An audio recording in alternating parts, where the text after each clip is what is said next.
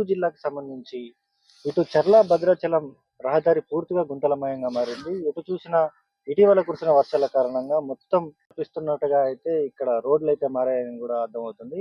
ఈ నేపథ్యంలో అసలు మనతో పాటు మాట్లాడడానికి దీనికి సంబంధించి ఆదివాసీ నవనిర్మాణ సేన వ్యవస్థాపకులు కురస నరసింహమూర్తి గారు మనతో పాటు ఉన్నారు. నరసింహమూర్తి గారు నమస్తే. నమస్తే అండి. చెప్పండి, అసలు ప్రధానంగా ఈ ఏజెన్సీ ప్రాంతంలో మొత్తం రోడ్లు మొత్తం గుంతలమయంగా మారినాయి. అసలు దీనికి సంబంధించి మీరేమంటారు? వాజేడు వెంకటాపురానికి సంబంధించినటువంటి 163వ జాతీయ రహదారి పూర్తిగా కూడా గుంతలమయంగా మారింది. దానికి గల ప్రధాన కారణం ఏంటంటే, గుత్తేదారులు ఎవరైతే ఉన్నారో ప్రభుత్వాలు ఇచ్చేటటువంటి గుత్తేదారులు వాళ్ళంతా కూడా రోడ్లన్నీ కూడా మరి కోట్ల రూపాయలు ఖర్చు పెట్టి నాసి రకంగా రోడ్ల నిర్మాణం అనేది చేయడం జరుగుతుంది. అదే విధంగా నిత్యం వందలాది లారీలు మరి ఈ ప్రాంతం నుంచి మరి ప్రయాణం చేయడం జరుగుతుంది. ఎక్కడ చూసినా కూడా గుంతలమయంగా ఈ రోడ్డు అనేది మారిపోయింది. ఇవన్నీ కూడా చూసినట్లయితే మరి నరకానికి రహదారులుగా మరి ఈ రోడ్డు మారింది. మృత్యు కుహరాలుగా ఈ రోడ్డు నిత్యం కనపడతా ఉంది. కాబట్టి ప్రయాణికులంతా కూడా ఎన్నో అవస్థలు ఈ రోడ్డు మీద ప్రయాణం చేయాలంటే అనేక ఇబ్బందికి గురవుతున్నారు. ప్రభుత్వం కూడా దీని మీద మరి సరైనటువంటి దృష్టి పెట్టి ఈ నాసి రకంగా చేసేటటువంటి రోడ్లు గుత్తేదారులు ఎవరైతే ఉంటారో వాళ్ళ యొక్క లైసెన్సుల్ని రద్దు చేసి బ్లాక్ లిస్ట్ లో పెట్టి మరి నాణ్యమైన రోడ్లు పోసే విధంగా కూడా మరి చర్యలు తీసుకుంటే బాగుంటుందని చెప్పేసి ఈ ప్రాంత ప్రజలంతా కూడా మరి ప్రభుత్వాన్ని కోరడం జరుగుతుంది. ఇప్పుడు చూసుకుంటే ప్రజాపాలన అని చెప్పేసి చెప్తున్న పరిస్థితి ఉంది. ఇది ప్రజాపాలన అంటారా? ప్రజాపాలన అంటే ప్రజలందరికీ సంబంధించినటువంటిది.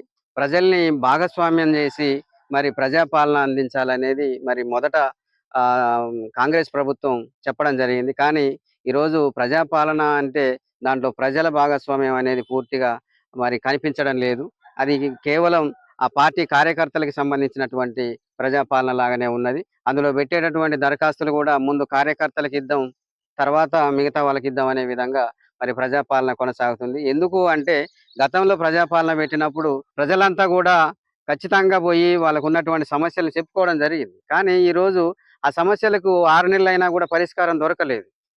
ఎవరైతే వాళ్ళ పార్టీ కార్యకర్తలు ఉన్నారో వాళ్ళకు మాత్రమే మరి వాళ్ళు పెట్టుకున్నటువంటి దరఖాస్తులు పరిష్కరించబడ్డాయి. ఇప్పుడు చూసుకుంటే ఈ చెర్ల భద్రాచలంకి వెళ్లే రహదారి పూర్తిగా గుంతలమయంగా మారింది. దీనికి సంబంధించి అక్కడక్కడ ఉన్న బ్రిడ్జిలు కూడా మొత్తం రాడ్లు తేలుతున్న పరిస్థితి ఉంది. ఎప్పుడో కొన్ని సంవత్సరాల క్రితం నిర్మాణించిన బ్రిడ్జిలు కావడంతో అవి కూడా బయటికి రావడం జరిగింది. ఏజెన్సీ ప్రాంతాలకు ప్రత్యేకంగా ట్రైబల్ సబ్ ప్లాన్ నిధులు అనేటివి, గిరిజన ఉప ప్రణాళిక నిధులు అనేటివి కేటాయించడం జరిగింది. ప్రతి ఏటా కూడా కేంద్ర రాష్ట్ర ప్రభుత్వాలు ఈ ఎస్సీ ఎస్టీలకు సబ్ ప్లాన్ నిధులు అనేటివి మంజూరు చేయడం జరుగుతుంది. ఈ ఏడాది కూడా తెలంగాణ రాష్ట్ర ప్రభుత్వం నూతనంగా ఏర్పడ్డటువంటిది బడ్జెట్ 13,000 కోట్లు ఎస్టీ సబ్ ప్లాన్ నిధులు కేటాయించడం జరిగింది. కానీ ఈ నిధులని పూర్తి స్థాయిలో ఖర్చు పెట్టకుండా మైదాన ప్రాంతాల్లో ఎక్కడో కూడా ఖర్చు పెట్టడం జరుగుతుంది. అంటే ప్రాజెక్టులకు కావచ్చు, లేకపోతే ఆర్ఓఆర్ రోడ్లకు కానీ అట్లా మరి ఓఆర్ఆర్ రోడ్లకు ఖర్చు పెట్టడం జరుగుతుంది. కానీ ఏజెన్సీ ప్రాంతాలను పూర్తిగా విస్మరించడం జరుగుతుంది. అదేవిధంగా ఈరోజు ఈ ప్రాంతంలో ఇసుక పోతుంది. ఈ ప్రాంతం నుంచి ప్రతి నెల 460 కోట్లు పోతున్నాయి ప్రభుత్వానికి ఇసుక నుంచి. రహదారులన్నీ కూడా లారీలు నిత్యం ప్రవహించడం వల్ల రోడ్లన్నీ కూడా, బ్రిడ్జిలన్నీ కూడా పూర్తిగా శిథిలావస్థకు చేరుకున్నాయి.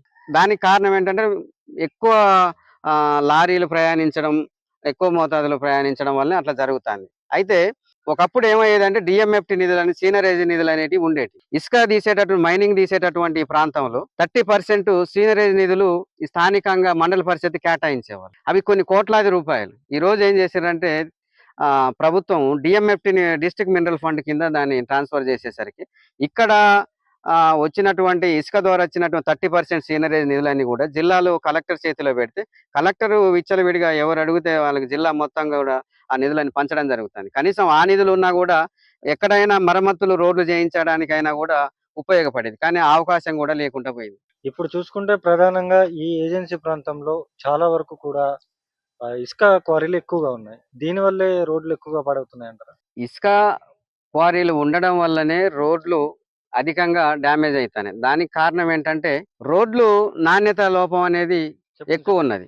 రోడ్లు నాణ్యత లోపం వలన లారీలు అధికంగా తిరగటం వల్ల కూడా ఈ రోడ్లు తీవ్రంగా దెబ్బతింటున్నాయి. అదే విధంగా నిత్యం కార్లు కానీ ద్విచక్ర వాహనాల్లో ప్రయాణించేటటువంటి వాళ్ళకు వాహనదారులందరికీ కూడా ఈ లారీల వల్ల మరి వీళ్ళని ఒక చోట పార్కింగ్ అనేది ఇవ్వకపోవడం వల్ల అది ప్రధాన రహదారి పైనే పార్కింగ్ ఇవ్వడం వల్ల కూడా నిత్యం ప్రయాణికులైతే చాలా ఇబ్బందులకు గురవుతారు. దీని మీద కలెక్టర్ గారు దీని మీద దృష్టి పెట్టాల్సినటువంటి అవసరం ఉన్నది. ఇది ఇక్కడ పరిస్థితి ప్రధానంగా చూసుకుంటే మాత్రం ములుగు జిల్లాలో ఉన్నటువంటి క్వారీలు కావచ్చు, లేకపోతే ఈ రోడ్లు కావచ్చు, ఇవి వీటన్నిటి కూడా తక్షణమే ప్రభుత్వం స్పందించి రహదారి నిర్మాణ పనులైతే చేయాలని చెప్పేసి ఇక్కడున్న ఆదివాసీ సంఘాల నాయకులైతే డిమాండ్ చేస్తున్న పరిస్థితి ఇక్కడ నెలకొంది. ఇది ఇక్కడ ఉన్న పరిస్థితి. కెమెరా పర్సన్ సతీష్‌తో సాయిపన్, ఆంధ్రప్రభ టీవీ, వరంగల్.